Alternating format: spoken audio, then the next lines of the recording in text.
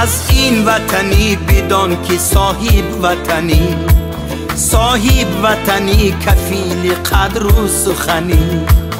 در بی وطنی اگر چی صد جان بکنی، در بی وطنی اگر چی صد جان بکنی، گر بی وطنی بی لحد و بی کفنی.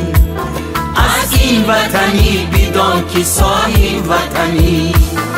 دور از وطنی گر به او سنگ زنی، هم ناکس و هم خاین و هم اهریمنی.